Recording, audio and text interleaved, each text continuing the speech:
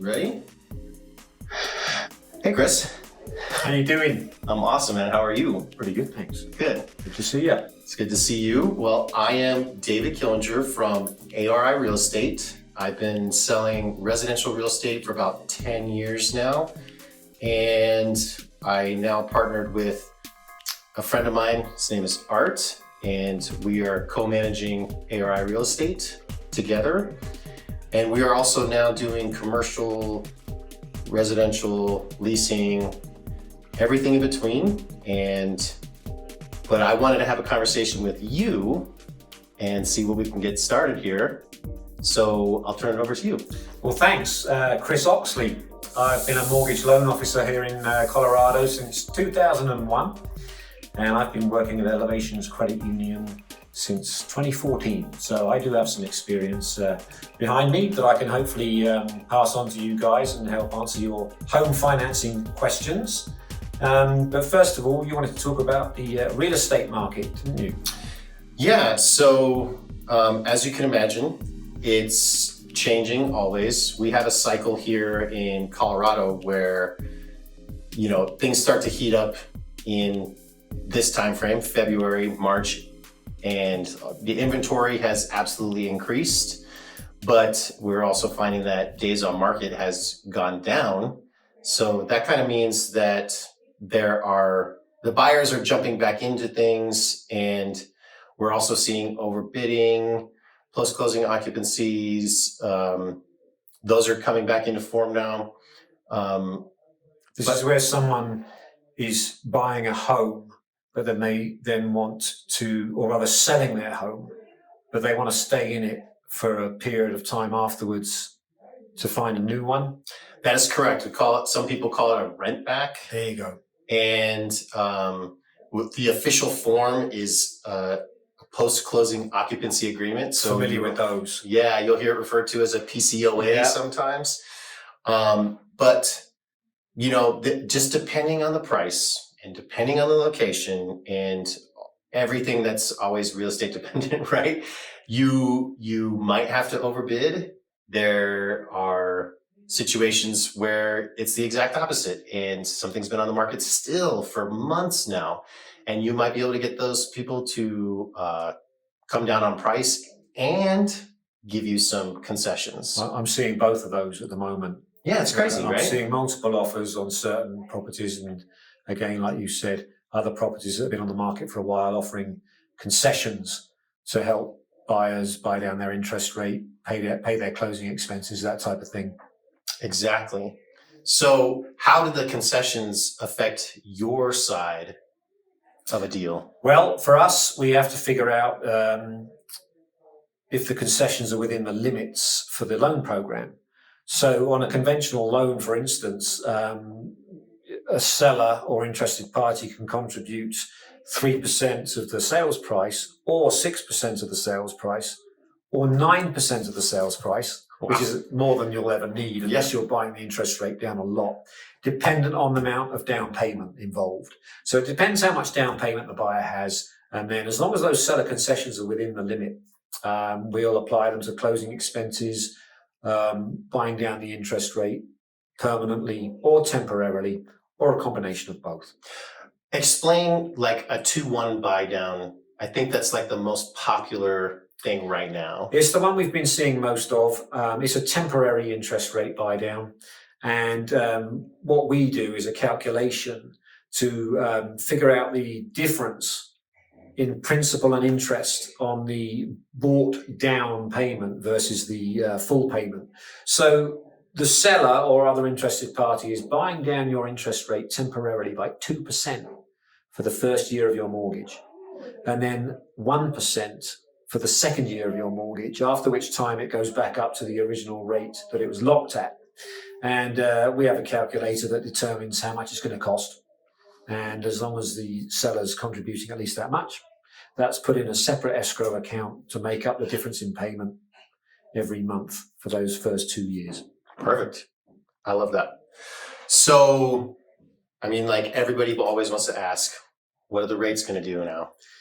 That's a good question, and we do get that asked often. Luckily, I have a crystal ball, and The answer to that question is quite simple. Tomorrow, the interest rate will either be the same as it was today, or it could be a bit higher, maybe lower. It all depends on the markets, and I tell everybody it's like the stock market. It just fluctuates daily based on trading of the bond market and what's going on a certain day. Right. There's so much that goes into it. It's a whole nother video to explain it. Absolutely. So tune back in. We'll have that in another video. Exactly.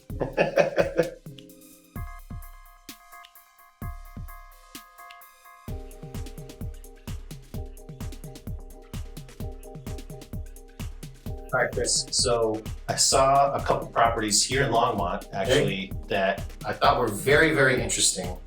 One of them, a really good deal here, and it's a 3-bedroom, 2-bathroom condo on the north side of town. Yeah. It's listed right now at $309,000, which is a phenomenal price. It's been on the market for over 3 months. Really?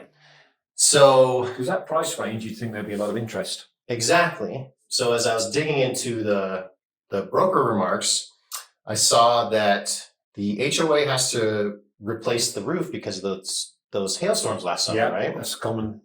So now they're talking about a special assessment. What, in your mind, do you think is that? Obviously, that's what's holding back the sale of this condo, right? It could be. And do you know what the HOA fee is right now? Should be right there. Yeah, so it's $287 a month, according to the multi-listing service. Yeah, I don't know what the new special assessment dollar amount's going to be, but there's probably little chance that if we were financing this, we wouldn't find out about it, because we have to contact the HOA to get a questionnaire filled out to see if it's a warrantable condo, i.e. can we lend on it with conventional financing. So we'll probably find out what the assessment's going to be and for how long, and we'll have to factor that in to the debt ratio to make sure the home buyer still qualifies. Simple as that. All right. And so for those just listening on the podcast, we are looking at 50 19th Avenue, Unit 58 in Longmont on the Kahlo Property website, which is Iris's public facing for public use access, if you will. And yeah, I just thought, I couldn't believe my eyes that something under 350 existed, first of all. And it's actually a really, really nice property. It looks nice, yeah. And yeah, and so that was going to be my question was, is it not warrantable? So we'll definitely do another video and pod to get into the details of how that works. But because, obviously a lot of people in this price range are very much considering townhomes, condos, and stuff like that. Yeah. The big thing to remember is they're lower in price, but they have homeowners association fees, sometimes more than one HOA fee, and that has to be factored into your budget and your expenses. Perfect. All right, so here's another super awesome property that I found. It's just under 5 acres over on the east side of Longmont and just north of Union Reservoir. It's a nice area. It's gorgeous, right? Now, the beauty of this property is there's no HOA. Now, it was built in 1964, and because of the acreage, it has a septic tank, so it does not have city sewer transport, right? But it does have city water and all that. And again, like as we look through it, this is 13651 Elmore Road, again in Longmont. And it's a beautiful property. This has been on the market for like over 6 months, Chris. Oh, it has? Yeah. I wonder why. I mean, it's priced at $899 Now. So that basically means, possibly jumbo financing. So the conforming loan rate in the nation at the moment, 766,550. Okay. So if you're borrowing more than 766,550, you might need a jumbo loan. Most lenders want 20% down on a jumbo loan. That could be the issue. Elevations Credit Union will do jumbo financing with only 5% down. But other than that, 5 acres doesn't seem a problem to lend on. Septic tank wouldn't be a problem. It's, something that I think we would definitely consider. Not sure why it's still on the market. Yeah. And so I think, again, from your perspective, like none of that really has much impact on the loan itself. But from our perspective, on the real estate transaction side, like a big concern of mine is absolutely the age of the house, 1964. But as you can see, it's had a beautiful remodel done to it. Oh, yeah, very nice, yeah. But when it comes to like septic tanks and stuff like that, you really have to get every option or upgrade for the inspection services that come along with it, because there's so many problems and headaches that can happen with the septic tank.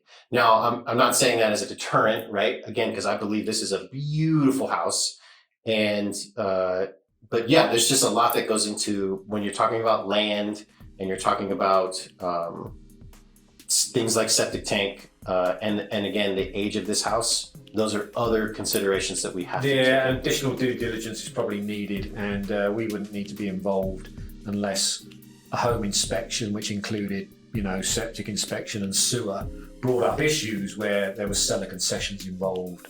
That's right. Sorry for the abrupt transition here. Of course, with our first time of trying to put something like this together, well, they always say experience is the best teacher, and extra batteries would never hurt anybody. Now, we do have a lot of future recordings planned, but we really do want to know what you need to hear. So please like, comment, subscribe, follow on whatever social platforms you prefer, and let us know what worked and what didn't work for you. On behalf of Chris Oxley and myself, we just want to say thank you again for watching and listening. We look forward to catching up with you in the next one.